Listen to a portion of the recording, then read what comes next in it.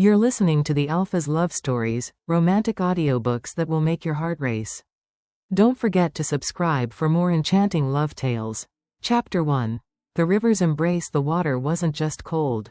It was 1,000 frozen needles, piercing through my skin, searing my flesh, and burrowing deep into my bones. I didn't feel the current tugging at my heavy clothes anymore. I didn't feel the burning in my lungs, screaming for a breath I refused to take. I only felt a numbness that was beginning to eclipse the shattered, bleeding ruin of my heart. Above me, the surface of the river was a shimmering, distorted silver mirror, reflecting a moon that didn't care and stars that were nothing but cold, distant lies. This was easier, so much easier than breathing, easier than facing the memories that played behind my eyes on a relentless, cruel loop. Rylan's face, so beloved, so familiar, now twisted with a cold resolve I had never seen before. The entire pack gathered in the firelit clearing, their expectant faces turned towards us, towards their alpha and his promised Luna. I had stood beside him, my heart swelling with a love I believed was unshakable, a bond I thought was carved into the very soul of the universe. His voice, usually a warm caress, had turned to ice. I have made a grave error. The words hit the silent crowd, and I felt the first crack in my world. The bond I feel, it is not true. It is not enough. My breath had caught, my wolf whining in confusion deep within me.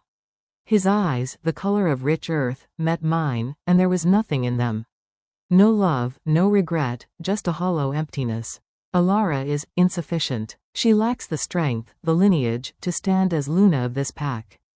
The gasps from the crowd were like physical blows. Insufficient. The word echoed, shredding my very being. And then he turned, his hand outstretched.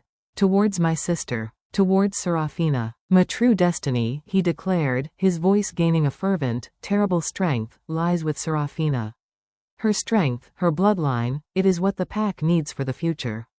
Serafina. My own sister. The one I had braided flowers into her hair when we were pups, the one I had shared all my secrets with, the one I had trusted more than anyone. She stepped forward, her head held high, and she did not look at me.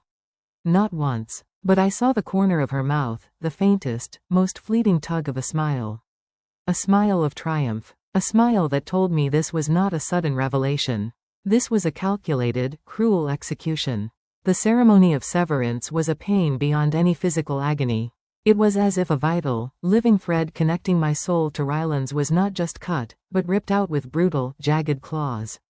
I felt my wolf scream, a sound of pure, desolate agony that only I could hear. The bond didn't just break, it was annihilated, leaving a void so vast and cold I thought I would freeze from the inside out.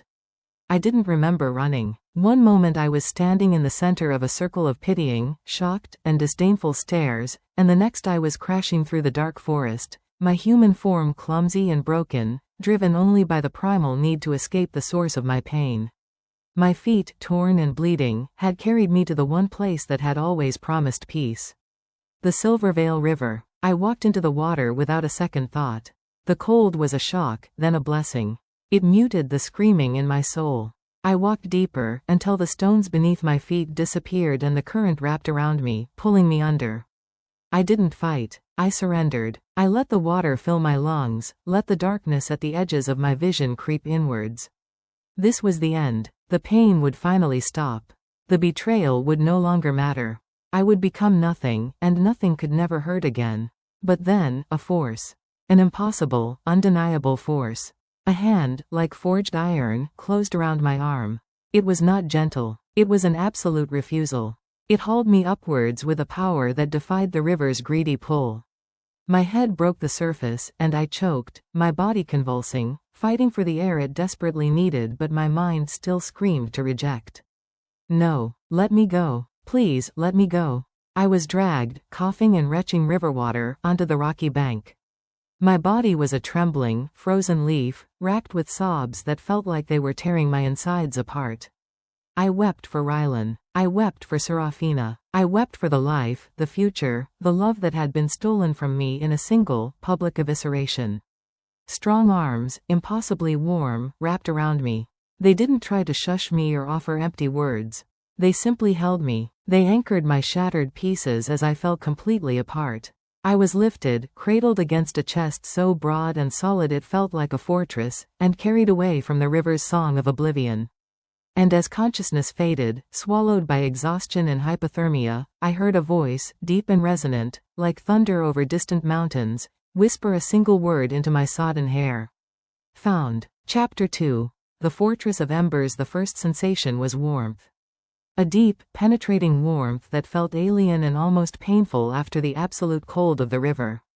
It seeped into my frozen muscles, coaxing feeling back into limbs that had been ready to become part of the riverbed. I was wrapped in furs, soft and heavy, their scent a mix of pine smoke and something wild, something untamed. The air itself carried the same scent, along with the crisp, clean aroma of a high mountain pass. My body ached with a profound weariness, a deep-seated soreness that spoke of hypothermia and a struggle my spirit had already lost. I tried to move, to push myself up, but my arms were leaden, refusing to obey. A weak, pathetic sound escaped my lips, a mere whisper of protest. A voice answered from the shadows beyond the fire. Do not move. It was the same voice I had heard at the river, the thunderous one. Now it was low, calm, but it carried an undeniable weight of command. Your body has been to the brink. It needs time to remember how to live. My eyes, heavy-lidded and gritty, struggled to focus. I was in some kind of shelter, a structure of dark stone and rough-hewn timber. A great fire crackled in a central hearth, its flames dancing and casting long, shifting shadows that played across the walls. And sitting on a stool across from me, his profile illuminated by the firelight, was the largest man I had ever seen. He wasn't just tall, he was immense. His shoulders were so broad they seemed to block out a portion of the room. His hair, the color of a raven's wing, was long and fell in loose waves past his collar. He held himself with a stillness that was unnerving, a predator's patience that made the air around him feel thick and charged. He was sharpening a long, wicked-looking blade, the rhythmic scrape of stone on steel the only sound besides the fire's crackle. He turned his head, and his gaze found mine. My breath hitched, caught somewhere between fear and awe. His eyes were not a color I had ever seen. They were like liquid mercury, swirled with threads of molten gold. They were ancient eyes, eyes that had witnessed the rise and fall of empires, the birth and death of stars. And in that moment, those impossible eyes were fixed on me with an intensity that felt like a physical touch. It was not the possessive hunger I was used to from Rylan, nor the cold calculation of the pack elders. This was different. It was an assessment, a deep, probing look that seemed to see past my skin and bones, past the shattered pieces of my heart, and into the very core of who I was. I felt terrifyingly seen, and somehow, inexplicably, I did not feel afraid.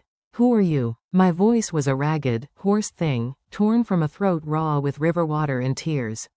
He set the blade and stone aside without a sound and rose to his feet. The movement was fluid, powerful, a contained explosion of grace that made his size even more intimidating. He seemed to fill the entire space, his presence bending the very light around him. He did not approach me like one would approach a wounded animal. He moved with a deliberate, respectful slowness, giving me every opportunity to shrink away. But I couldn't. I was pinned by his gaze. When he knelt beside my pallet of furs, the sheer scale of him was overwhelming. My name is Kaelen, he said, his voice a low rumble. I was traveling near the Silverveil when I felt a cry of a spirit so profound, it silenced the very forest. His mercury gold eyes held mine. My wolf refused to let that cry go unanswered. A shiver that had nothing to do with the cold ran through me. He hadn't just seen me in the river. He had felt me. Where is this place? I whispered, my eyes darting around the stone walls. A haven, he said simply. A place of safety, far from the things that caused you such pain. He reached out, and I flinched instinctively. He paused, his hand hovering in the air between us. May I? He asked. The question, from someone who radiated such absolute power, was startling. Hesitantly, I gave a tiny, jerky nod. His fingers, calloused and warm, gently pressed against my forehead. A wave of warmth, different from the fire's heat, spread from his touch. It was a healing, vital warmth that flowed through my veins, chasing the last remnants of the river's icy grip from my bones. The ache in my muscles eased, and the fog of exhaustion in my mind began to clear. It was a sensation of pure, concentrated life. "What are you?" I breathed, stunned. A faint, almost imperceptible smile touched his lips. It didn't reach his eyes, but it softened the hard lines of his face. "I am a guardian. And you, Elara, are in need of one." He knew my name. I hadn't told him. The realization should have terrified me, but nestled in these furs, with his healing touch on my skin, all I felt was a strange, weary acceptance. "How do you know my name?" "Your spirit whispered it in the water," he said, his hand falling away. The loss of that healing warmth was immediate. But a name is just a beginning. It does not tell me why a she-wolf with starlight in her soul would seek to extinguish herself in a cold river. The question hung in the air, heavy and unavoidable. The memories rushed back, a fresh wave of agony. Rylan's hollow eyes, Seraphina's triumphant smile, the tearing of the bond. A sob welled up in my throat, and I turned my face away, burying it in the furs, ashamed of the fresh tears that spilled forth. "You do not have to speak of it yet," Kaelen said, his voice quiet. "The wounds are too new. The betrayal too raw." He understood. The word, betrayal, from his lips felt like an absolution. He didn't need the details to know the shape of my pain. "Rest, Elara," he commanded gently. "You are safe here. No one will harm you. No one will find you unless I wish it." He returned to his stool by the fire, picking up his blade and stone once more. The rhythmic scraping resumed, a strangely comforting sound. It was the sound of vigilance. The sound of protection. I lay there, wrapped in the furs, watching the firelight play across the planes of his face. He was a king, I was sure of it. Not just an alpha, but something more, something older. And he had pulled me from the river. He had called my spirit's cry profound. He had seen starlight in my soul. For the first time since Rylan had spoken those terrible words in the clearing, a tiny, fragile ember of something other than despair flickered deep within me. It was not hope. Not yet. It was curiosity. Who was this male? And why did his presence, so intimidating and vast, make me feel more secure than I ever had in the heart of my own pack? As I drifted into a true, healing sleep, the last thing I saw was his broad back, a silent, unshakable wall between me and the darkness, and I wondered if being found by Kaelen was not the end of my story, but the first page of a chapter I never dared to imagine. Chapter 3. Whispers of a shadow. I awoke to the smell of something rich and savory, a scent that made my hollow stomach clench with a need I had forgotten. Sunlight, sharp and clear, streamed through a high window, illuminating dust motes dancing in the air. For a single, disorienting moment, I didn't remember where I was. There was no familiar pack scent, no sound of my sister's breathing in the next room. There was only stone, fur, and the lingering aroma of pine and thunder. Then it all crashed back. The rejection, the river, the hand pulling me from the darkness. Kaelen was not by the fire. The stool was empty. A sudden, irrational panic seized me. Had it all been a dream? A final, cruel hallucination conjured by my dying mind? I pushed myself up on trembling arms, the furs falling away. I was still weak, but the debilitating ache was gone. The deep, penetrating cold had been banished, replaced by a lingering soreness. "Your strength returns," that familiar, resonant voice observed from the doorway. I flinched, my heart leaping into my throat. He stood there, his immense frame filling the entrance, holding a wooden bowl. His mercury gold eyes swept over me, and I felt that same unnerving sensation of being completely seen, every weakness laid bare. I didn't hear you," I stammered, pulling the furs back up to my chin, suddenly conscious of my ragged, borrowed clothes. "I know," he said simply, as if that explained everything. He crossed the room and offered me the bowl. It contained a thick, hearty stew. "Eat. You need to rebuild your strength." My pride warred with the gnawing hunger in my belly.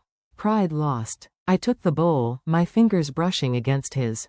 A tiny, electric jolt passed between us, so faint I thought I imagined it. But I saw his eyes flicker, a slight narrowing, as if he had felt it too. I ate. It was the most delicious thing I had ever tasted. Each spoonful was warmth and life, settling in my stomach and spreading through my limbs. He watched me in silence, his gaze thoughtful. It wasn't a stare of judgment, but of assessment, like a healer monitoring a patient. When the bowl was empty, one set it aside, feeling a flush of shame. "Thank you," I whispered. "For the food. For pulling me from the river." "Gratitude is not necessary," he replied. "It was a necessary action. The river was not your destiny." "How can you know that?" The question was out before I could stop it, laced with the bitterness I still carried. "You don't know me. You don't know what was taken from me. What was done to me." "I know the shape of a broken bond," he said, his voice dropping lower, taking on a dangerous edge.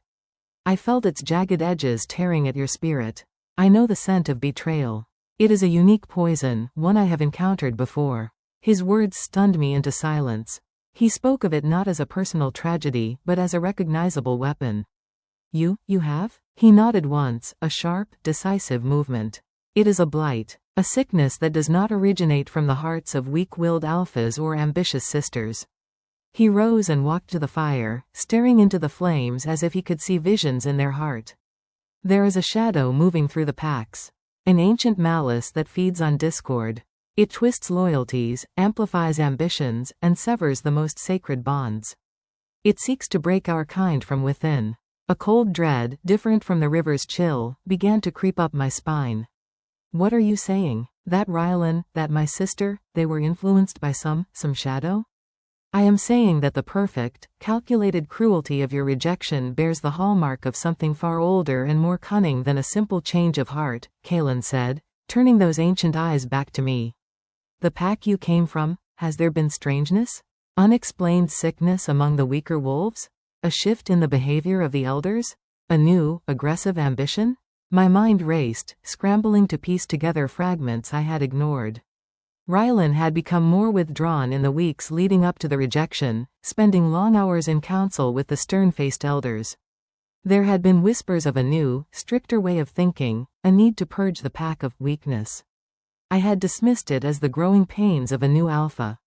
And Serafina, she had started wearing a strange, dark-stoned pendant, claiming it was a gift from a traveling merchant. She had become secretive, her smiles not quite reaching her eyes. "Yes," I breathed, the truth dawning on me with horrifying clarity. There were signs. I just didn't see them. I was too blind with love. The word tasted like ash. "Love is not blindness," Kaelen stated, his voice firm. "It is trust. And trust is the first thin. This shadow seeks to corrupt." He looked at me, and his gaze was no longer just assessing. It was intent. "You are a key, Elara. I did not just find a broken she-wolf by the river. I found a survivor. A witness. The shadow tried to destroy you because you are connected to something it fears." "Me?" A bitter, broken laugh escaped my lips. "I am nothing. I was declared insufficient. Unworthy. I have no power. No special connection." "You are wrong," he said, his voice dropping to a near whisper. He took a step toward me. "Last night, when I carried you from the river, your sleeve was torn. The moonlight fell upon your skin. My blood ran cold. I instinctively clutched my left forearm, where a mark had been hidden since my birth. A mark my mother had made me swear to never reveal, a secret she took to her grave." "What did you see?" My voice was barely a breath. "I saw the echo of starlight on flesh," Kaelen said, his eyes blazing with that unearthly light. "A pattern that has not been seen in this world for 1,000 years. A sign foretold in the oldest prophecies of my people." He knelt before me, his presence overwhelming, his gaze holding mine captive. "The shadow did not just make your mate reject you, Elara. It tried to destroy the one who carries the Starlight Mark. The one who is prophesied to bear the heir who will stand against the coming darkness." The world tilted on its axis. The rejection, the betrayal, the river, it all reshaped itself in an instant. It wasn't just a personal tragedy. It was the first move in a war one never knew existed. And I, the broken and insufficient one, was somehow at the very center of it all. Chapter 4. The weight of prophecy. The air in the stone shelter grew heavy, thick with the weight of his words. Prophecy. Air. Starlight Mark. They were words from the old tales, the kind whispered to pups around a dying fire, not something spoken in the clear light of day to someone like me. I felt the stew turn to a cold, hard stone in my stomach.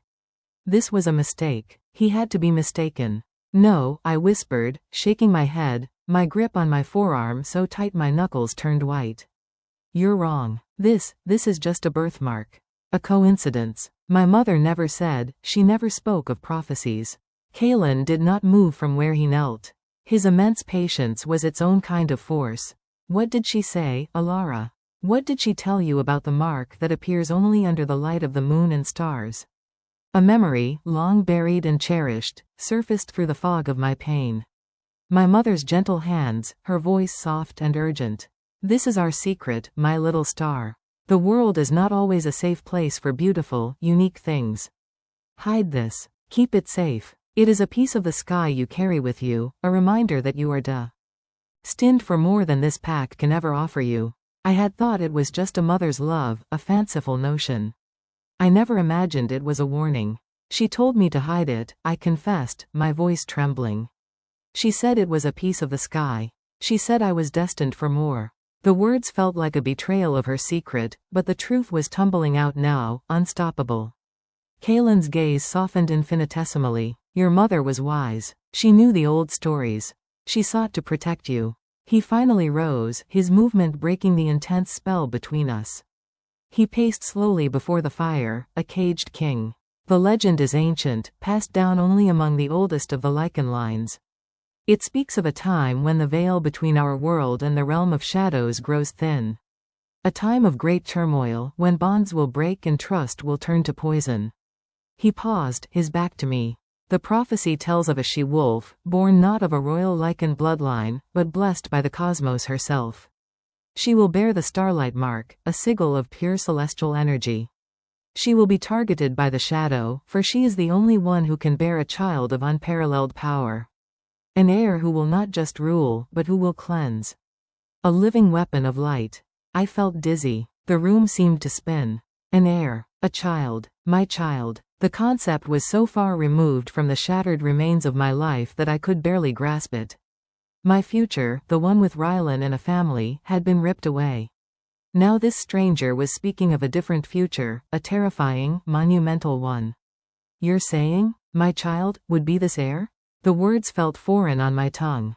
He turned, his mercury gold eyes burning. The heir can only be conceived under a bond of true, fated power. A bond that the shadow cannot break because it is written in the stars themselves, not just in pack law. The shadow knew this. It sensed the potential within you. It could not allow you to form such a bond. So it worked through the weaknesses of those around you. It twisted your mate's ambition and your sister's envy into weapons to destroy you before your true destiny could awaken. The pieces clicked into place with a devastating, chilling finality. Rylan's coldness wasn't just him being cruel. Serafina's betrayal wasn't just her being selfish. They were puppets. And I was the prize they had been manipulated to break. The pain of their actions did not lessen, but it was now overshadowed by a cold, creeping horror. I had been a target in a war one didn't know was being fought.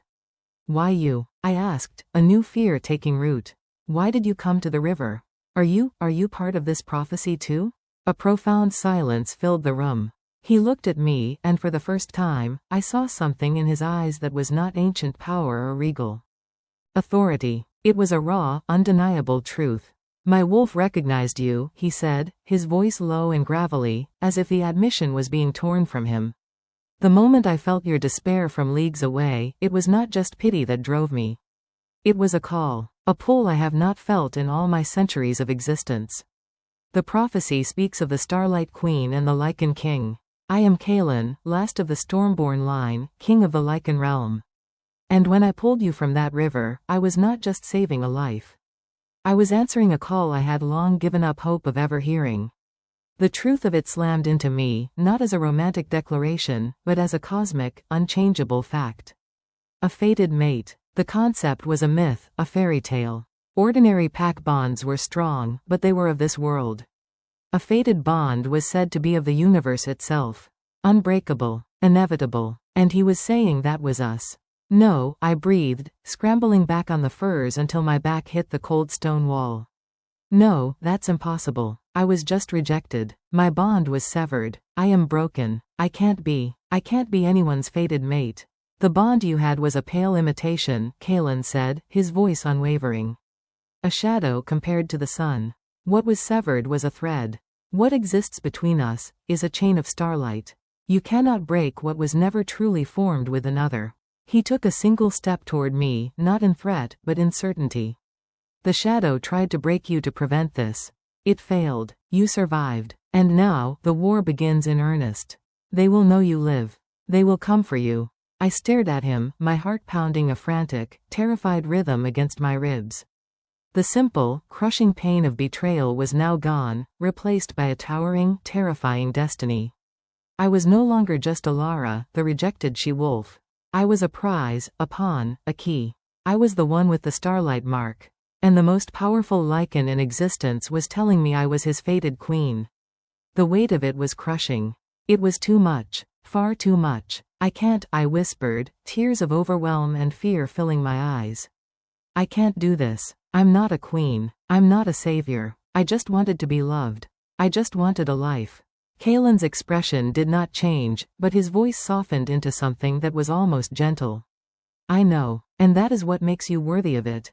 You never sought this power. The shadow seeks those who crave it. You, Elara, you are pure. You are light. And I will spend every breath in my body ensuring that you are safe, that you are protected, and that you have the choice to accept this destiny when you are ready.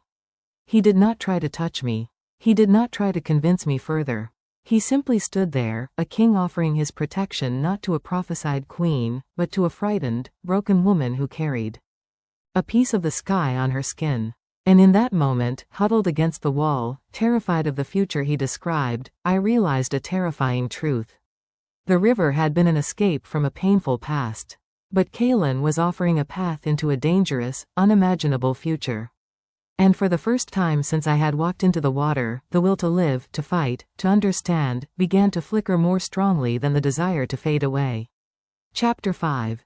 The first lesson. The following days settled into a strange, quiet rhythm. The crushing weight of Kaelen's revelation did not vanish, but it became a constant, low hum in the background of my thoughts, a storm cloud on a distant horizon. For now, the shelter was a fortress, and he was its impenetrable wall. He asked nothing more of me regarding the prophecy. Instead, he focused on the practical matter of survival. The shadow has many servants, he told me one morning as we sat outside the shelter. The air was thin and crisp, the sky a vast, impossible blue. Some are willing. Many are not. They are corrupted, their own fears and desires twisted against them. To face what is coming, you must learn to see the strings, not just the puppets. He was teaching me to sense the taint. It was not a lesson of strength or combat, but of perception. It was about stillness. Close your eyes, he instructed, his voice a calm, steady anchor. Do not listen with your ears. Do not search with your eyes. Feel the life around you. The sap in the trees. The heartbeat of the earth. The whisper of the wind. I tried. I squeezed my eyes shut, but all I could feel was my own frantic heartbeat, the memory of cold water, the ghost of a severed bond. Frustration bubbled inside me. I can't. It's all just me. My pain. My noise. Your pain is a part of the world, but it is not the whole world, he said, his voice devoid of judgment. Acknowledge it, then set it aside. It is a cloud passing before the sun. Let it pass. It sounded impossible. How could I set aside the very thing that had become the fabric of my being? But I tried again. I breathed in, and instead of fighting the memories, I let them flow through me. Rylan's hollow eyes. The tear of the bond. The river's embrace. I didn't cling to them. I acknowledged their sharp edges and then, with an effort that felt like lifting a mountain, I imagined them drifting away like leaves on a stream. And then, for a fleeting second, I felt it. Not with my senses, but with something deeper. The vibrant, thrumming life of the ancient pine beside me. The patient, slow pulse of the stone beneath my feet. It was a symphony of existence, vast and beautiful and entirely separate from my own suffering. Good, Kaelen murmured, and I felt a shock that he had perceived the subtle shift within me. Now, search for a discordant note. A silence where there should be sound. A coldness where there should be warmth. I cast my newfound awareness out, tentatively, like a ripple on a pond. I felt the scurry of a squirrel, the sleep of a burrowing animal, the gentle glow of 1,000 living things. And then I found it. A patch of ground near a gnarled, dead tree. It felt hollow, empty. It wasn't just an absence of life, it was a void that seemed to suck the vitality from the air around it. A faint, oily coldness emanated from it, so subtle I would have never noticed it without this strange, internal searching. My eyes snapped open. There, I whispered, pointing a trembling finger. By that tree. It feels wrong. Kaelen's gaze followed my finger, his expression grimly satisfied. Yes, a scar. A place where the shadow's influence passed through, corrupting the land itself. It is old, weeks perhaps. But its stain remains. He looked at me, and I saw a flicker of that same intense interest from our first meeting.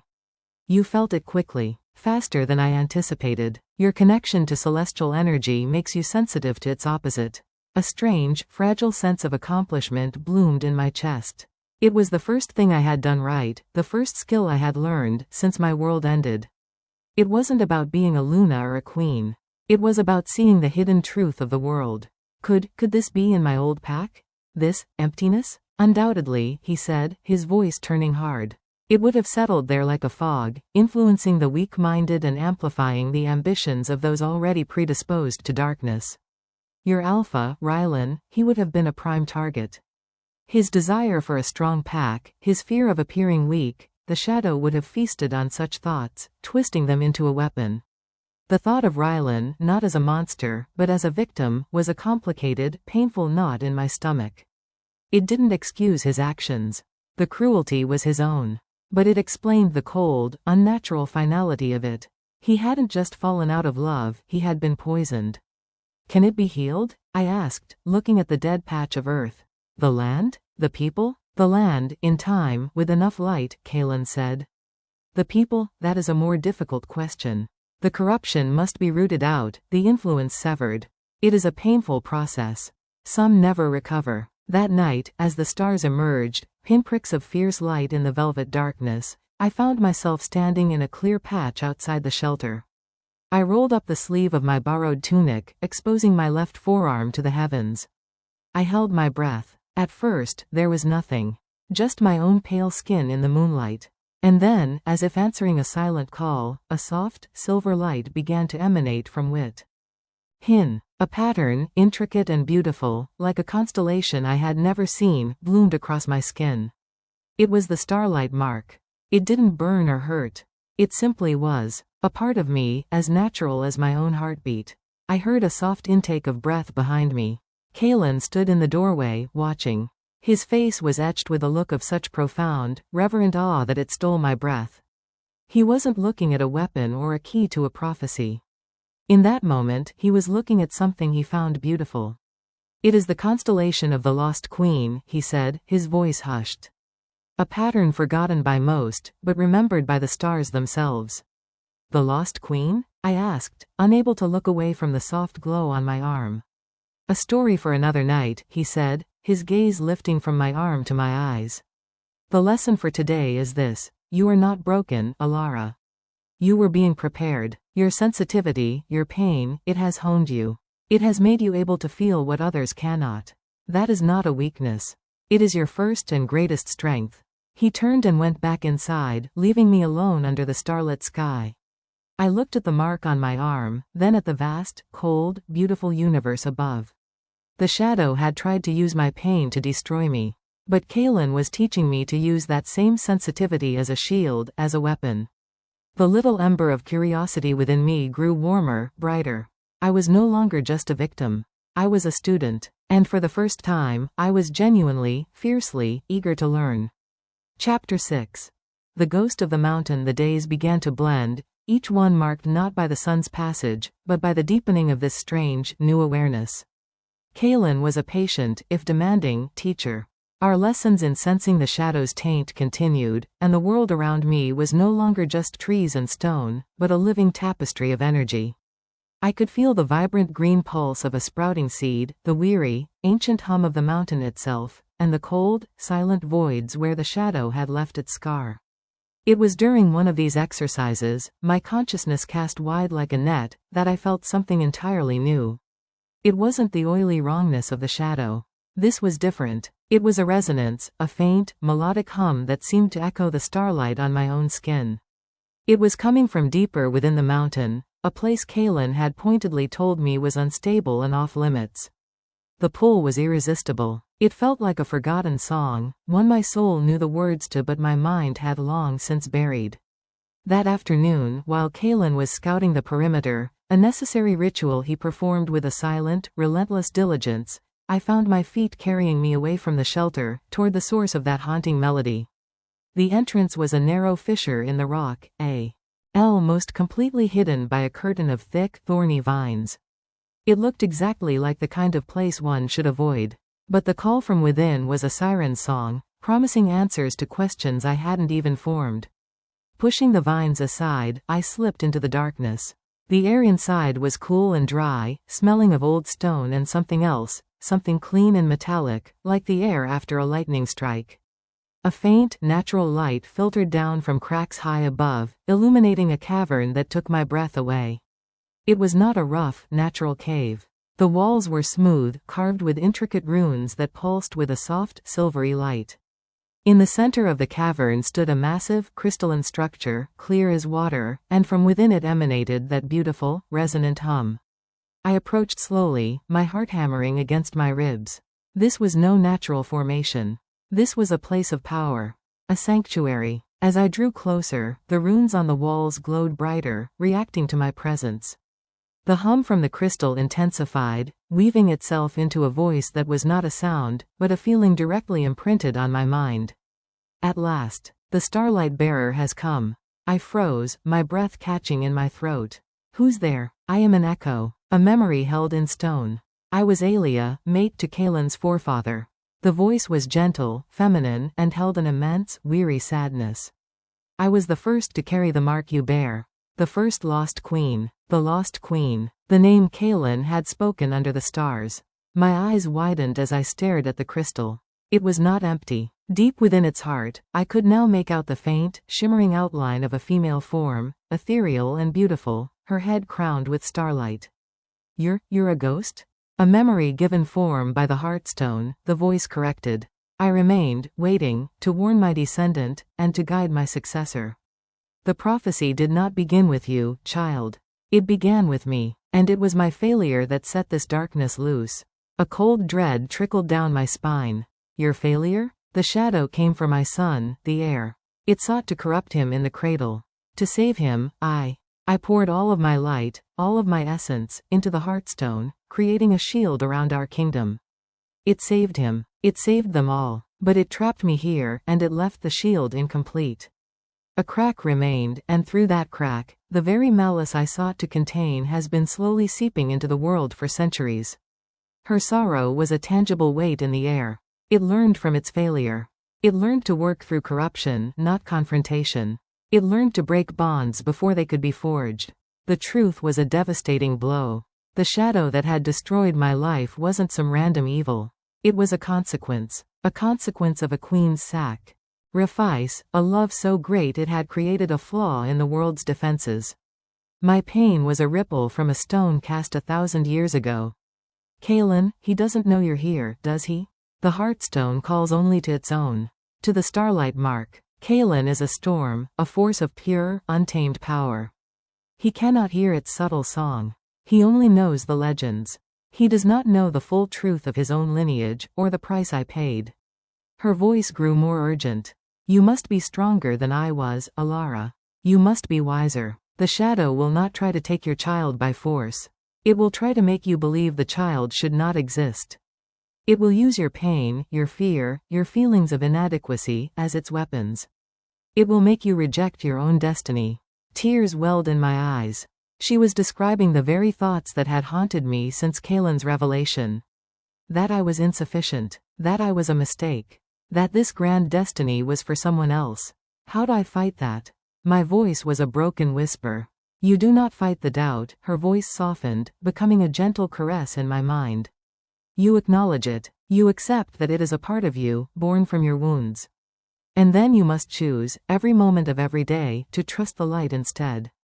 Trust your king. And most importantly, trust the strength that has brought you this far. You survived the unsurvivable. That is not the mark of a weakling. That is the sign of a spirit forged in fire. The resonance around me began to fade, the image within the heartstone growing dimmer. My time is short. The echo fades. Remember this, Starlight Bearer, the key is not in denying your pain, but in alchemizing it. Turn your suffering into sight, your grief into guard, your betrayal into belief. He is coming for you now. He felt the heartstone awaken. The light in the runes died. The hum silenced. The cavern was just a cave again, dark and cold. But I was not the same she-wolf who had entered. The weight of history now sat squarely on my shoulders. I knew a truth that Kaelen, in all his power, did not. I stumbled out of the fissure just as the sun was dipping below the peaks. And there he was. Kaelen stood a dozen yards away, his body rigid, his nostrils flared. His mercury gold eyes were wide, not with anger, but with something akin to shock and fear. Elara, he breathed, his voice strained. What have you done? I felt a power I have not felt since I was a pup. A power from the old tales. How did you find it? I looked at him, this ancient king, this fated mate, who carried the burden of a kingdom and a war, yet was unaware of the ghost in his own mountain. I saw not just a protector, but a male whose own history was a mystery to him. I didn't find it, Kaelen, I said, my voice steady despite the turmoil inside. Quote, it found me, and we need to talk about the lost queen. Your ancestor has a message for you. The look on his face, a mixture of utter disbelief and dawning, painful hope, told me that the first lesson was over. The real training was about to begin. Chapter 7. The king's sorrow. For a long, suspended moment, Kaelen did not move. He simply stared at me, the wind tugging at his dark hair, the fading light carving the sharp angles of his face into a mask of stunned silence. The word, ancestor, seemed to hang in the air between us, a key turning in a lock he never knew existed. Explain. The single word was rough, stripped of its usual regal authority. It was the raw command of a male whose entire understanding of his world was teetering on the edge. So I did. I told him everything. The pull I had felt, the hidden fissure, the heartstone cavern. I described the voice, the echo of Elara, the first lost queen. I spoke of her sacrifice, the shield she created to save her son, the fatal crack that had been left behind. I told him how the shadow we faced was not a new enemy, but an old one, a poison that had been leaking into the world for centuries, a direct consequence of his own grandmother's love. As I spoke, I watched the storm gather in his eyes. The initial shock gave way to a dawning, horrific understanding, and then to a profound, gut-wrenching sorrow. He did not interrupt. He stood as still as the mountain itself, absorbing each word as if it were a physical blow. When I finished, the silence that fell between us was heavier than any I had known. The last of the sun's rays vanished, leaving us in the deep blue twilight. His broad shoulders, usually set with unshakable confidence, seemed to slump under an invisible weight. All this time, he finally whispered, his voice a ragged tear in the quiet. All this time, I believed the shadow was an external force, a pestilence to be hunted and destroyed. I never knew it was a wound in our own history. A wound my family caused. He turned away from me, his fists clenching at his sides. I was told she died in childbirth. That was the story. A tragedy. I was raised on the legends of her strength, of the Starlight Mark, but never the truth of her end. My father, he must have known. He must have carried this secret to his grave. The pain in his voice was a tangible thing, a fresh wave of betrayal from beyond the grave. This was not the invincible Lycan King. This was a son, a descendant, realizing the foundation of his legacy was built on a lie of omission. His grief was so raw, so personal, that it echoed my own. We were both victims of truths left unspoken. I am sorry, Kaelen, I said softly, taking a tentative step toward him. I shouldn't have gone there. I didn't mean to unearth this. He shook his head, still not facing me. No, it was meant to be found. By you. He took a deep, shuddering breath, as if steadying himself against a gale. The Heartstone called to the mark. It was waiting for you. For the one who could complete what Elara began. He finally turned, and the look in his eyes stole my breath. The sorrow was still there, a deep, aching well, but it was now mixed with a fierce, blazing resolve. Her failure was not in her sacrifice. It was in her isolation. She bore the burden alone. She did not have a true mate to share the cost. He closed the distance between us in 2 long strides. He didn't touch me, but his presence was overwhelming, his gaze holding mine with an intensity that felt like a vow. That ends now, he declared, his voice regaining its thunder, but it was a thunder forged in pain. The shadow is my inheritance. This war is my birthright. But I do not have to face it as my ancestors did. I have you. His eyes searched my face. You are not just a key to a prophecy, Elara. You are my partner in this.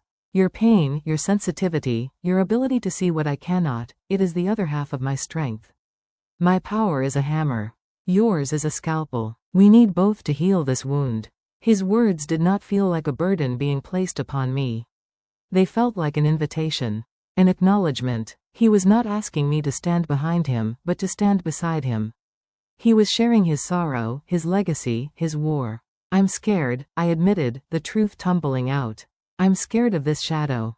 I'm scared of failing. I'm scared of what it means to be your fated mate. A ghost of a smile, the first I had ever truly seen, touched his lips. It was a weary, somber thing, but it was real. I have lived for centuries, Elara. I have faced armies and monsters that would turn your blood to ice. And I am more terrified of failing you, of failing to protect the light you carry, than I have ever been of anything in my long existence. He reached out then, slowly, giving me every chance to refuse. His hand, so large and capable, came to rest not on my mark, but over my heart. The warmth of his touch seeped through my tunic, a steady, calming heat. My fear does not make me weak, he said, his voice a low rumble. It makes me careful. It makes me determined. Your fear does not make you insufficient. It makes you aware. Together, our fears will make us vigilant. I placed my hand over his, feeling the solid strength of it, the steady beat of his pulse against my palm. In that moment, the last of my resistance crumbled. This was not about a forced destiny or a political alliance. This was about two broken, scared people, one from a recent betrayal, one from an ancient one, choosing to face a terrifying future together. The connection between us, the one he called a chain of starlight, hummed to life. It was not a violent snap, but a deep, resonant chord that vibrated through my entire being. It felt like coming home to a place I had never known. We will find this crack in the shield, I said, my voice gaining a strength I didn't know I possessed. We will seal it, together. Kaelen's hand tightened over mine, his mercury gold eyes blazing with a ferocious pride.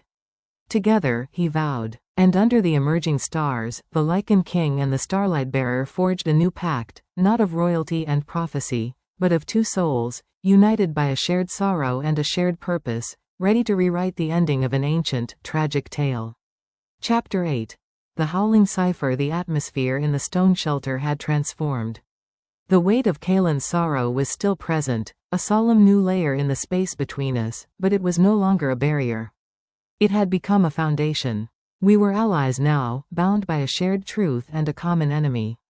The ghost of Alia was a silent third presence in our planning, her sacrifice the grim map we had to navigate.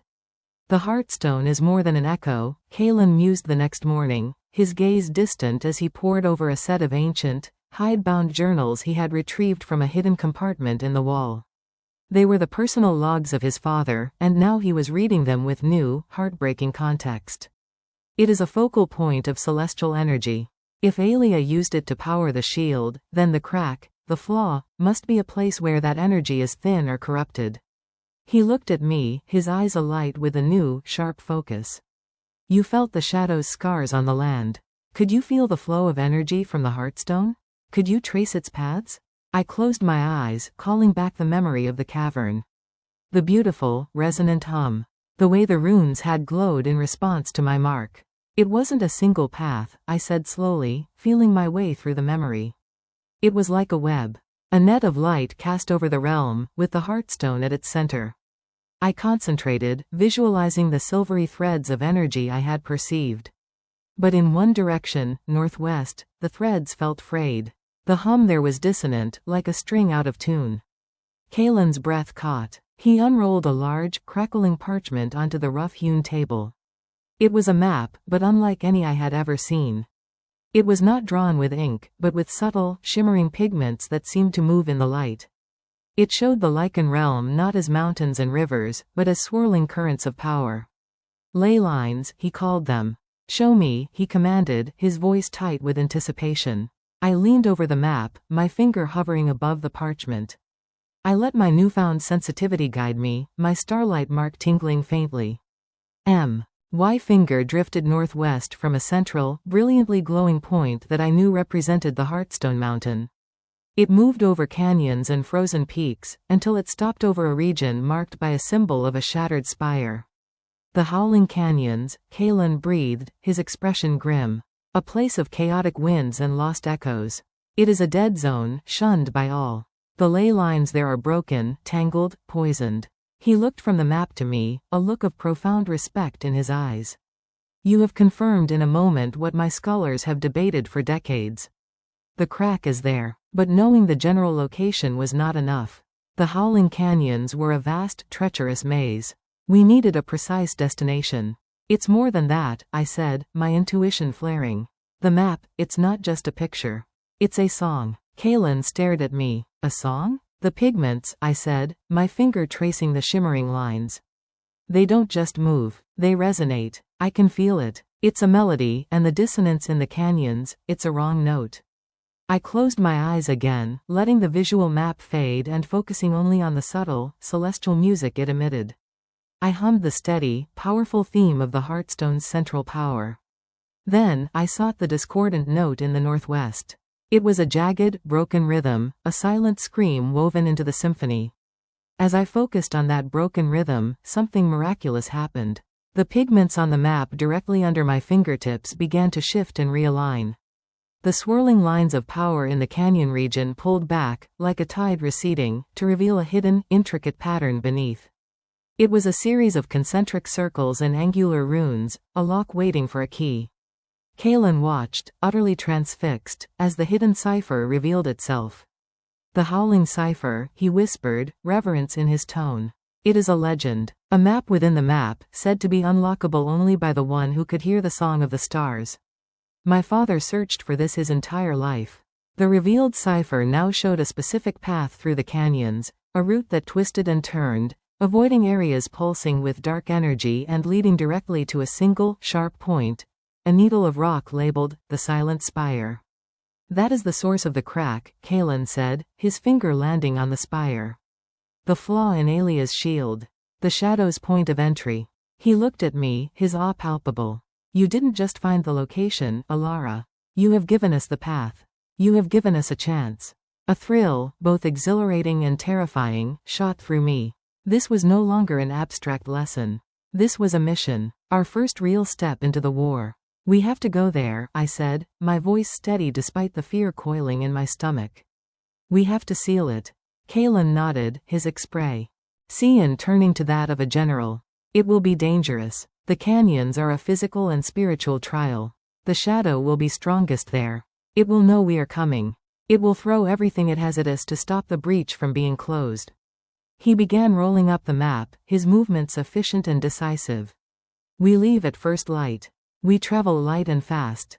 This will not be a journey of a king and his guard. This is a task for the two of us alone." He secured the map and turned to me, his gaze holding mine. "Your role is not just to guide us. The cipher responded to your essence, to the Starlight Mark. I believe that only you can perform the sealing. My role will be to protect you while you do." The responsibility was immense, but it felt right.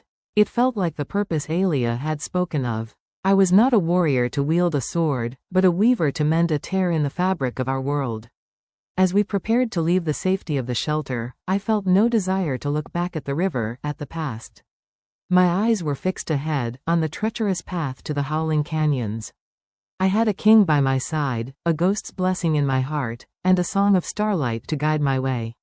The shadow had tried to break me, but it had only succeeded in forging me into the one thing it feared most, a woman who knew exactly who she was, and what she was born to do. Chapter 9. The Canyon of Echoes. The journey to the Howling Canyons was a descent into a different world. The vibrant, pine-scented air of the high mountains gradually thinned, replaced by a dry, gritty wind that carried the taste of dust and decay. The land itself seemed to wither, the trees becoming gnarled skeletons, the grass giving way to cracked, pale earth. It was as if life itself was hesitant to venture here. The silence was the first true weapon of the place. It wasn't a peaceful quiet, but a heavy, suffocating blanket that seemed to swallow all sound. Our footsteps, even Kaelen's, were absorbed by the hungry ground. The only noise was the wind, but it wasn't a clean whistle. It was a low, mournful howl that slithered through the labyrinthine canyons, giving the place its name. It sounded less like wind and more like the distant, tormented cries of forgotten souls. I clutched the memory of the map's song in my mind, a fragile, silvery thread to guide me through the oppressive silence. The path was treacherous, a narrow ledge that wound along a sheer cliff face.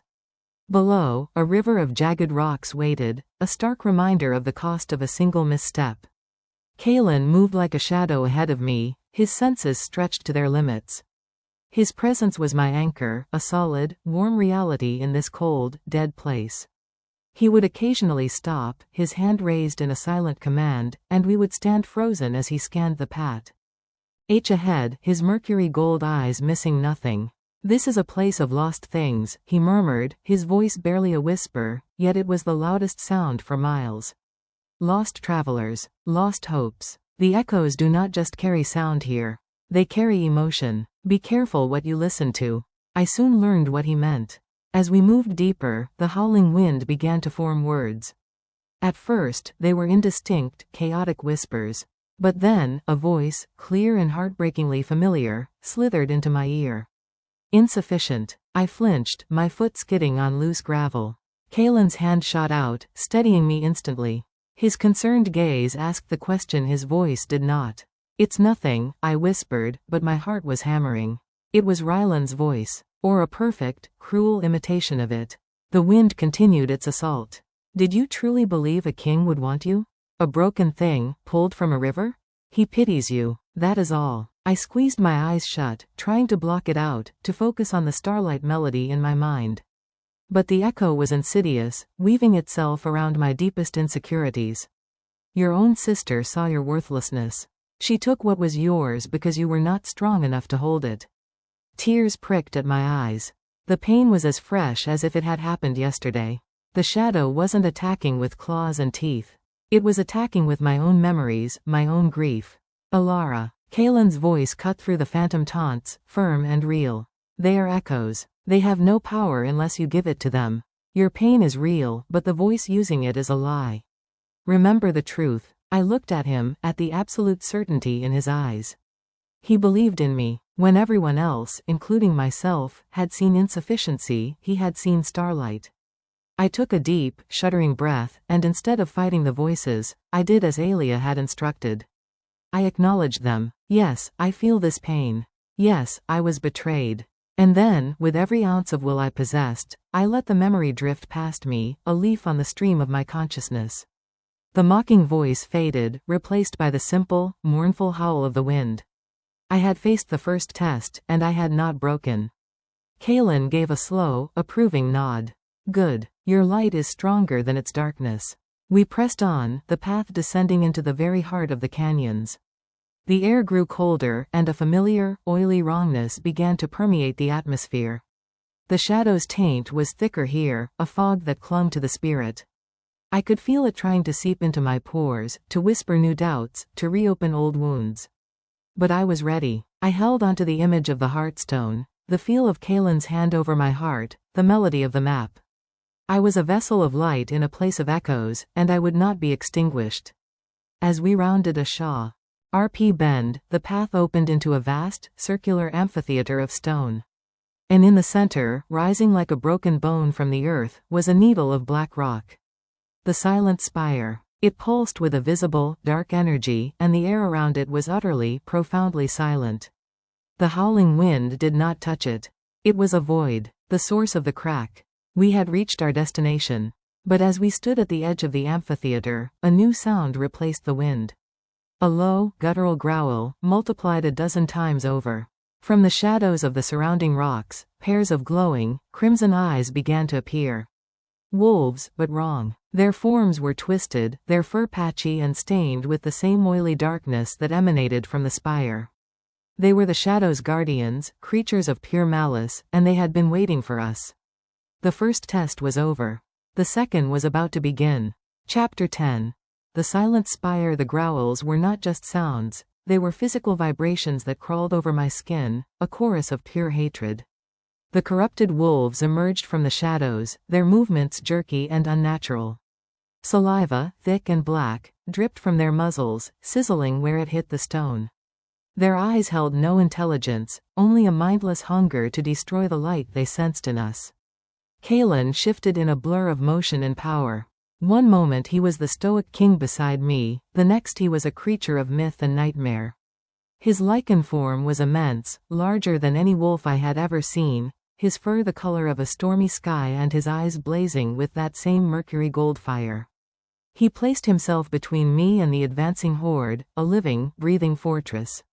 "Stay behind me," his voice was a deep, guttural rumble that was both terrifying and comforting.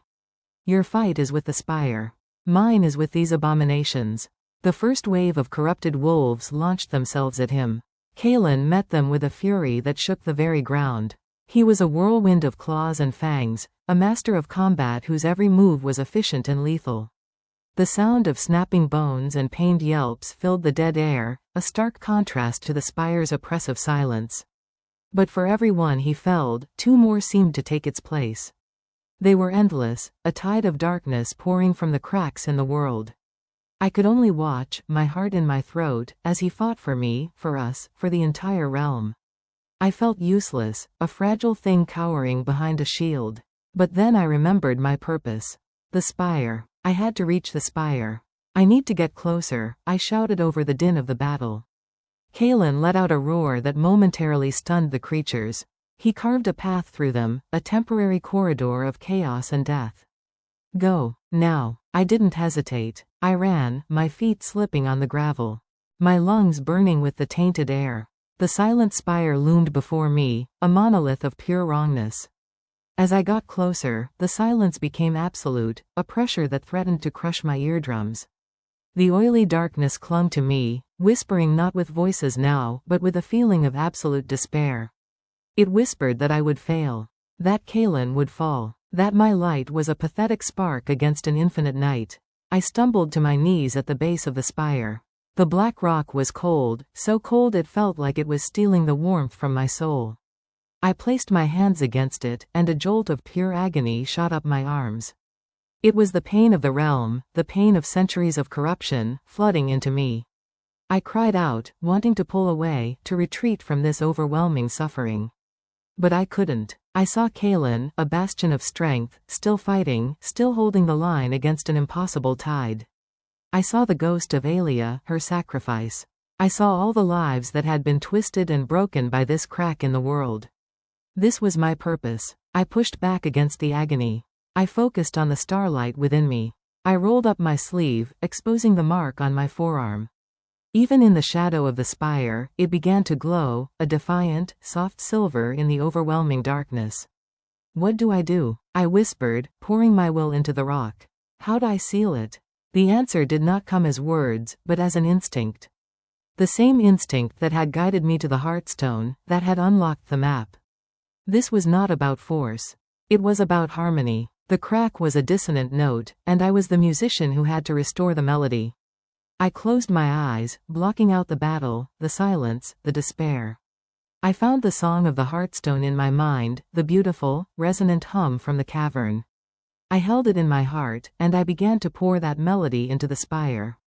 I poured in the memory of my mother's love, the warmth of Kaelen's protection, the strength I had found in my own survival. I poured in every good, pure, and light-filled thing I had ever known. At first, nothing happened. The spire drank it in, the darkness seeming to swallow my light. But I did not stop.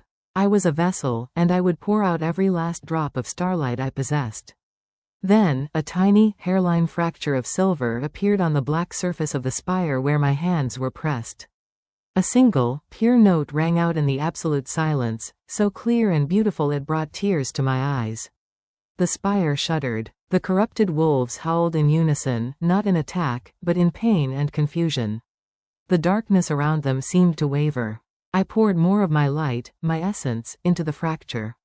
The silver line spread, branching out like a lightning strike across the black rock. The oily wrongness began to recoil. hissing like a wounded beast. The absolute silence was broken, not by noise, but by the returning, gentle hum of the world's natural energy. With a final, desperate push of my will, I focused on the Heartstone's song, on the completed web of Alia's shield. I imagined the crack knitting together, the tear being mended. I was not a warrior delivering a killing blow. I was a healer, stitching a wound that had festered for far too long. There was a sound like a great, deep bell being struck. A wave of pure, clean, silver light erupted from the spire, flowing outwards in a visible ring. It passed over me, a sensation of warmth and peace. It passed over Kaelen, and I saw the corrupted wolves around him disintegrate into wisps of shadow, vanquished by the returning light. The wave continued, rushing out through the canyons, and I knew in my soul that it was spreading across the entire realm, scouring the land of the shadow's superficial taint, healing the scars I had learned to sense. The light faded. The howling wind of the canyons was gone. In its place was a gentle, natural breeze. The silent spire was no longer black, but a pale, ordinary gray. The void was filled. The crack was sealed. My strength left me in a rush. I collapsed, my body trembling with exhaustion, but my spirit was soaring. I had done it. I felt strong arms gather me up. Kaelen, back in his human form, his clothes torn and body bloodied, but his eyes shining with a pride and wonder that made my heart ache.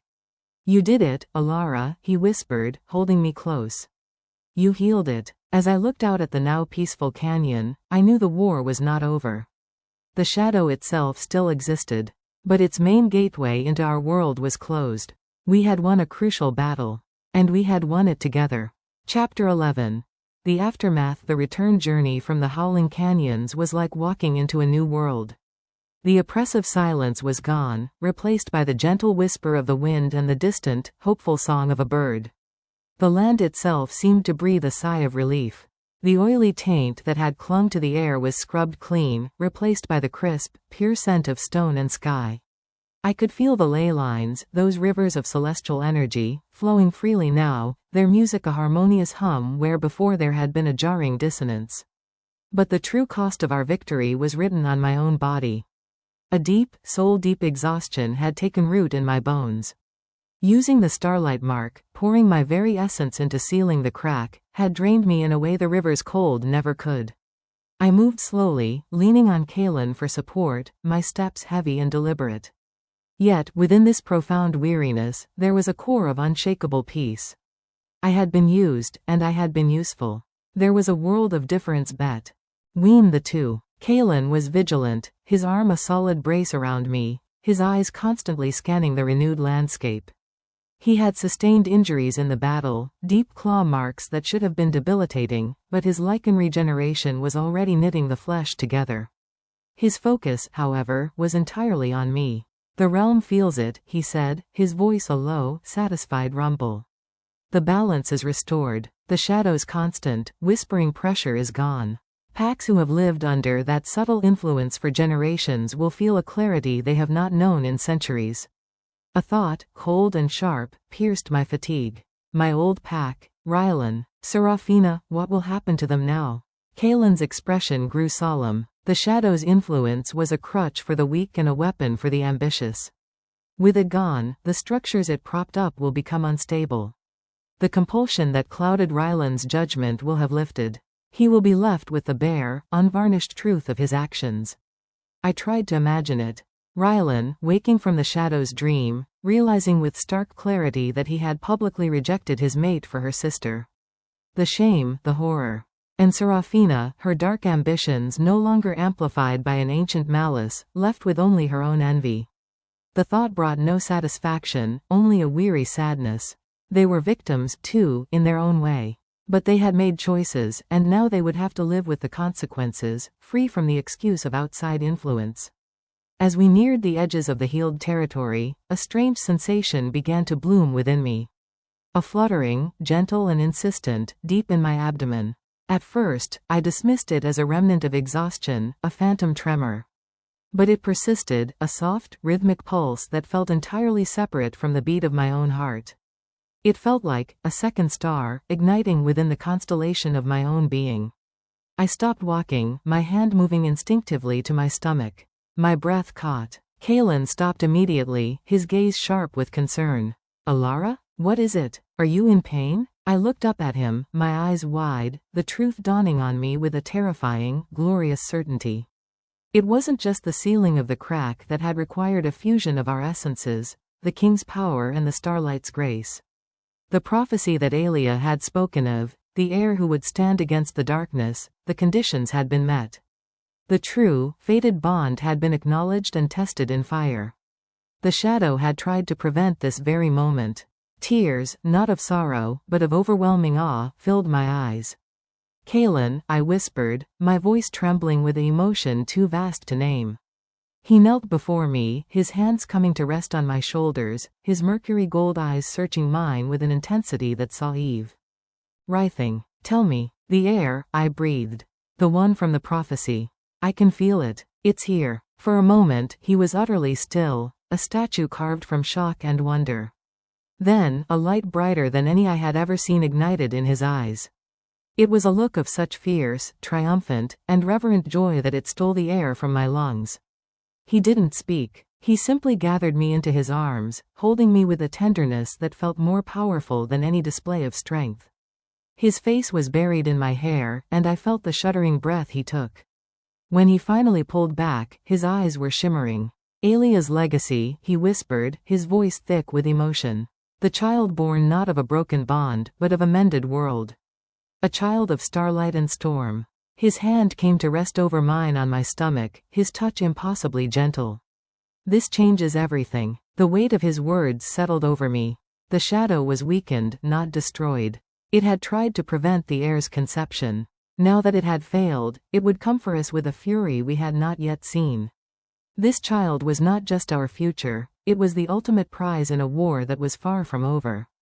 But as I stood there, held in the arms of my king, with the spark of a new life glowing within me, I felt no fear. I felt a resolve as hard and brilliant as diamond. The shadow had taken my past. It had tried to take my future. It would not touch my child. The journey home was no longer just a return to safety. It was the beginning of a vigil. We had won a great battle, but the greatest struggle was yet to come.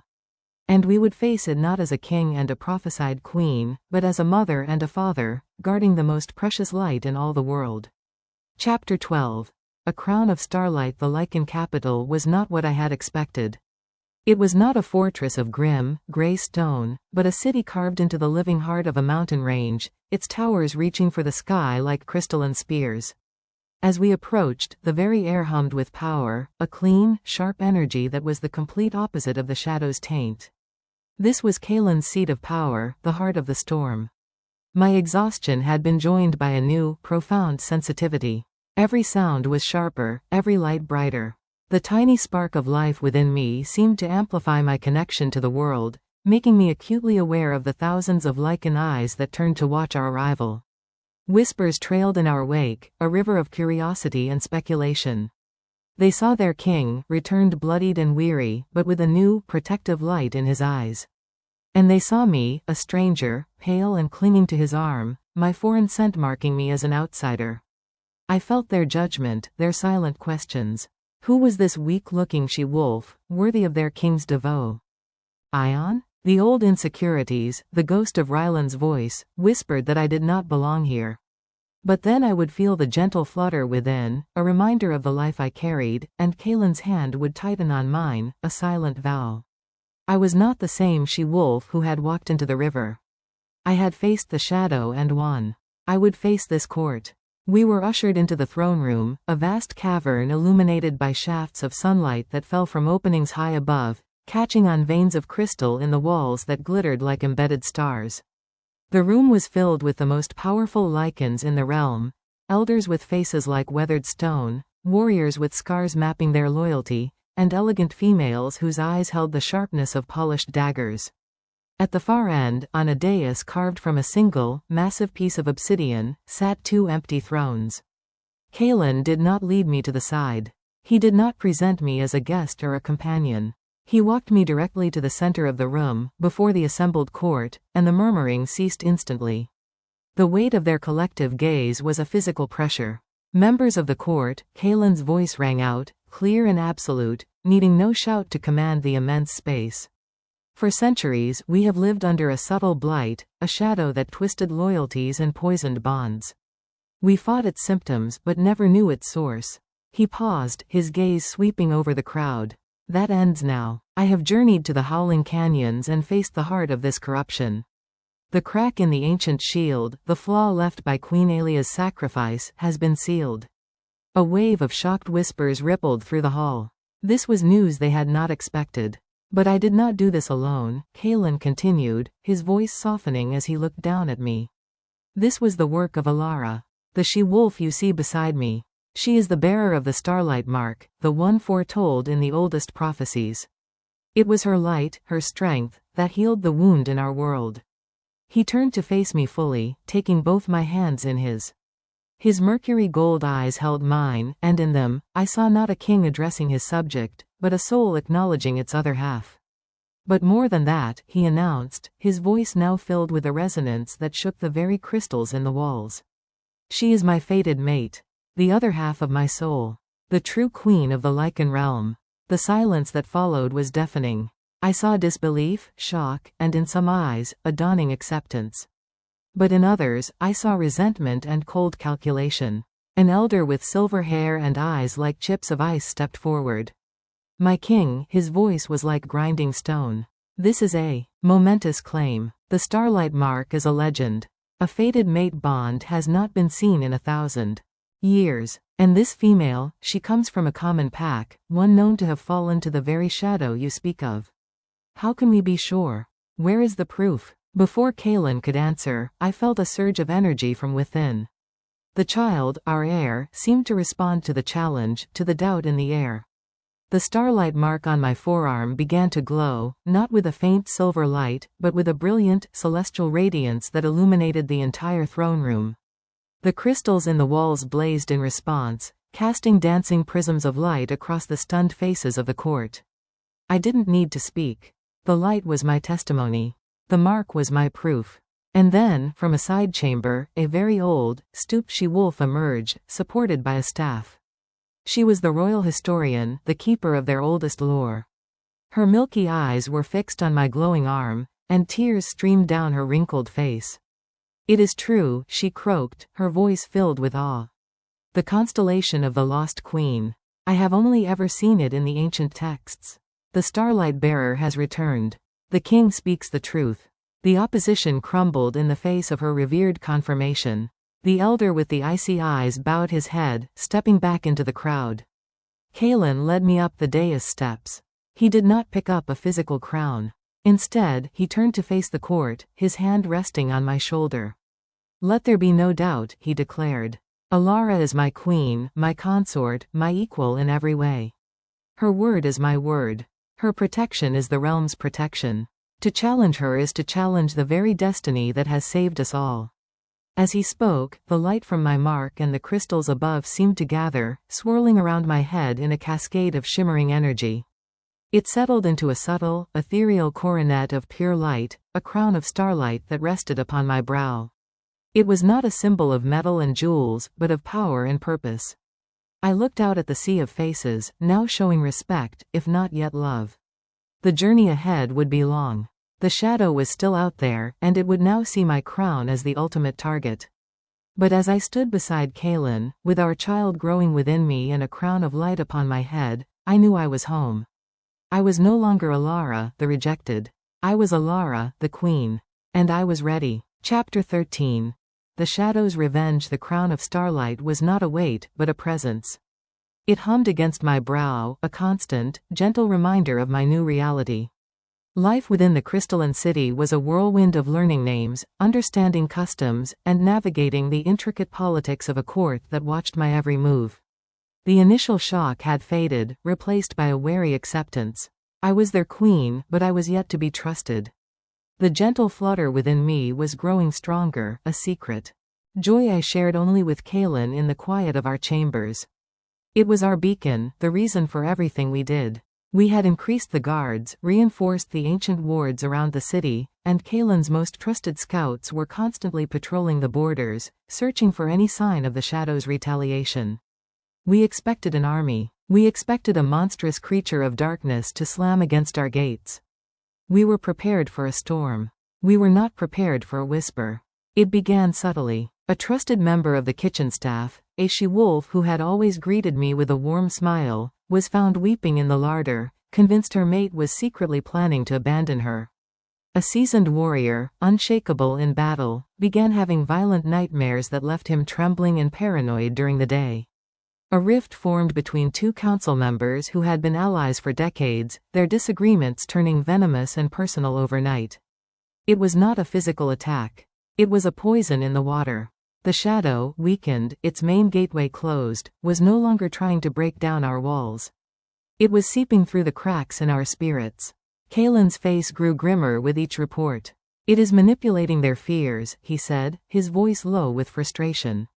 Their deepest insecurities. It cannot create fear from nothing, but it can amplify what is already there. It is making us destroy ourselves from within.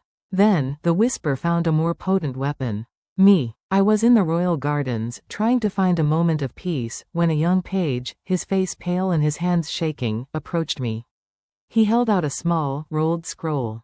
A traveler from the border, my queen. He said this was for your eyes only. It concerns your former pack. A cold dread trickled down my spine.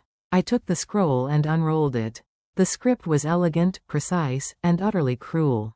Dearest Elara, or should I say, Your Majesty, how far you have risen from the river mud. While you play queen in your crystal castle, have you given a thought to the ruin you left behind? The shadow's influence is gone, you see. The compulsion that guided Rylan's hand has lifted. He is a broken shell, racked with a guilt so profound he cannot speak your name without weeping. He wanders the compound, a ghost haunted by the memory of your face. And your dear sister, Serafina. Without the shadow's ambition to fuel her, she is nothing. The pack shuns her. She lives as an outcast, a prisoner of her own empty victory. She cries herself to sleep every night, begging for a forgiveness that will never come. You could have saved them. A word from you, a gesture of mercy from your new throne, could have offered them redemption. But you were so eager to claim your crown, so consumed by your own glorious destiny, that you left them to their torment. You have your new family, your new power. You have become everything they accused you of being, above them. Better than them. Is this the justice of a queen? Or the vengeance of a scorned woman? The blood of your past is on your hands, Elara. And no crown of light can ever wash it away. The parchment fell from my numb fingers. The words were a masterfully crafted blade, twisting into the most tender, unhealed part of my soul. It used my own compassion as a weapon. It painted my silence as malice. The images the letter conjured were devastating. Rylan, broken by remorse. Serafina, alone and despised. Was it true? Had my pursuit of a new life, my focus on the future, made me callous to the wreckage of my past? The crown on my brow felt heavy for the first time. The gentle flutter within me seemed to still, as if feeling my distress. Kaelen found me there, sitting frozen on a stone bench, the scroll at my feet. He read it, his expression turning to granite. It is a lie, Elara. A manipulation designed to hurt you. But is it? My voice was a broken whisper. The facts could be true. Rylan and Serafina, they are suffering. And I have done nothing. Your duty is here, he said, kneeling before me, his hands on my knees. Your duty is to the realm, to our child.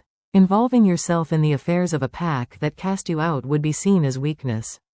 It would create instability. The shadow wants you to doubt yourself.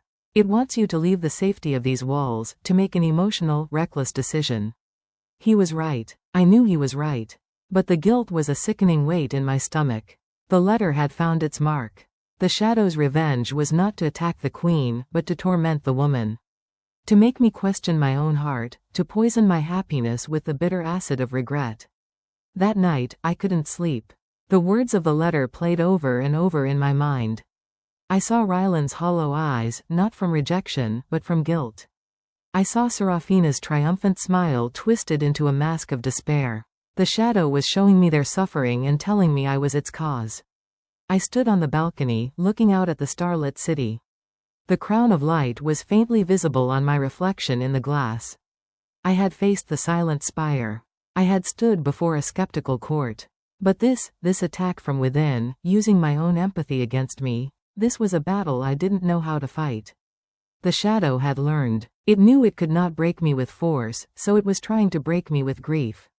And as I stood there, haunted by the ghosts of my past, I feared that this time, it might just succeed. Chapter 14. The Queen's Choice. The night was long and filled with ghosts. The letter's venomous words coiled around my heart, tightening with every hour. Remembered failure, every moment of pain. I saw myself through the shadow's twisted lens, a queen enthroned in indifference, her back turned on the ruins of her former life. The crown of starlight felt like a mockery, a glittering symbol of my supposed abandonment. Kaelen's presence was a comfort, but it was a comfort I felt I did not deserve. How could I embrace this new love while the old one lay shattered by my inaction? By the first light of dawn, a terrible resolve had crystallized within me. Fear and guilt were a potent mix, clouding my judgment, but the need to act, to silence the accusing voice in my head, was overwhelming. I would go to them. I would see the truth with my own eyes. I would offer Rylan and Serafina a chance at redemption, and in doing so, perhaps find absolution for myself. I moved quietly, dressing in simple traveling clothes, the ethereal crown fading as my resolve centered on the past, not my present duty. I would leave a note for Kaelen. He would understand. He had to. But as I reached for a parchment, a sharp, distinct flutter rolled within my abdomen, stronger than ever before. It was not a gentle reminder. It was a jolt, a protest. My hand stilled. I looked down at my stomach, where the air of prophecy, the child of starlight and storm, was growing. The child the shadow had tried to prevent. The child it would undoubtedly try to destroy if I walked into its trap. The letter's words echoed, "You have your new family." And I did. This was not just about my guilt anymore. It was about my child's safety. It was about the stability of the realm Kaelen and I were sworn to protect.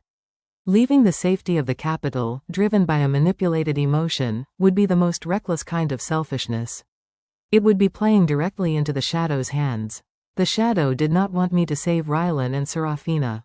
It wanted me to jeopardize everything to try. It was using the best parts of me, my compassion, my sense of responsibility, as a weapon against my future. A cold clarity washed over me, cleansing the fog of guilt. I would not be its pawn. I turned from the desk and walked to the balcony. The sun was cresting the mountains, setting the crystalline city ablaze with light. This was my home. This was my responsibility. And I would defend it not with the reckless heart of a scorned woman, but with the strategic mind of a queen. When Kaelen awoke, he found me not packed for a journey, but standing before a map of the realm, my expression calm and determined. "The shadow attacks our spirits because it cannot break our walls," I said, my voice steady, my gaze meeting his. "It seeks to make us doubt our leaders, our allies, and ourselves. We cannot fight this with swords alone." He watched me, a slow pride dawning in his eyes. He saw the conflict was over. He saw the queen had chosen. "What is your command?" he asked, his tone formal, acknowledging my authority. "We fight its whispers with our own truth," I declared. "We will not hide in fear. We will send envoys to every pack, including my old one. They will carry our story, the true story of the shadow's influence, its defeat at the Silent Spire, and the new era of unity under the Lycan crown. They will offer aid and reconciliation to all who were touched by the darkness, not as a reward, but as a duty." I pointed to the location of my former pack on the map. "The envoys sent there will have a specific task. They will assess the situation with Rylan and Serafina. If they are truly repentant and free of the shadow's taint, they will be offered a path to atonement, not through my personal forgiveness, but through service to the realm. They can help others who have been similarly afflicted." I finally looked at Kaelen, the last of my personal anguish replaced by a leader's resolve. "I will not go to them. My place is here, with you, protecting our future. But I will not abandon them to their fate, either. We will extend the hand of the crown, with wisdom and strength, not the trembling hand of a guilty heart." Kaelen stepped forward and took my hand, lifting it to his lips. The gesture was one of profound respect. "The shadow thought your compassion was a weakness it could exploit," he said. "It did not understand that true compassion is not a reckless emotion. It is a powerful, disciplined force. It is the strength to make the hard choice for the greater good." You have not abandoned your past, Elara. You have transcended it. The decision was made. The Queen's choice was not vengeance, nor was it a futile quest for personal absolution. It was justice, tempered with mercy and administered with the unwavering strength of the crown. The shadow had sought to break me with a memory. Instead, it had forged me into a queen. Chapter 15. The unbroken crown months flowed like a river, carving a new landscape for the Lycan realm. The envoys I had dispatched returned with reports that were both sobering and hopeful. My old pack was indeed in turmoil, a kingdom of regret where Rylan's leadership had crumbled under the weight of his unclouded guilt. Serafina, they reported, was a hollow echo of her former self, her ambition exposed as a brittle shell without the shadow's dark fire to sustain it. The crown's offer of structured atonement was met not with joy, but with a weary, shame-faced acceptance. It was a beginning, a chance for them to heal by helping to heal others, and that was all I could, in my capacity as queen, rightly offer. The personal wound in my heart was not fully mended, but it was no longer bleeding. It had scarred over, a endure of the past, but not a chain to it. My world had shrunk and expanded all at once. It had shrunk to the sacred space of my body, where the air grew stronger with each passing day. The flutters had become roles, a powerful, lively presence that was a constant, joyful companion. My connection to the celestial energies of the realm deepened, the Starlight Mark often glowing with a soft, protective light, as if the very stars were watching over our child. And my world had expanded to encompass the entire Lycan kingdom. From my place beside Kaelen, I learned to rule. Not with his stormy power, but with the quiet, perceptive strength that was my own. I mediated disputes, seeing the hidden fears the shadow could have exploited. I advised on alliances, my intuition sensing the truth behind carefully chosen words. The court, which had once watched me with skepticism, now listened when I spoke. They saw that the crown of starlight was not merely a pretty symbol, but a reflection of a clarity that could pierce through deception. The shadow did not vanish. It was a wounded beast, licking its wounds in the forgotten corners of the world. Its whispers grew fainter, its manipulations less effective as the light of a united, vigilant realm pushed it back. We knew the war was not over, but a pivotal battle for the soul of our world had been won. On a night when the moon was full and heavy, hanging like a luminous pearl in a sky dusted with diamonds, I felt the first true pang of the heir's arrival. The pain was not a thing of fear, but of purpose.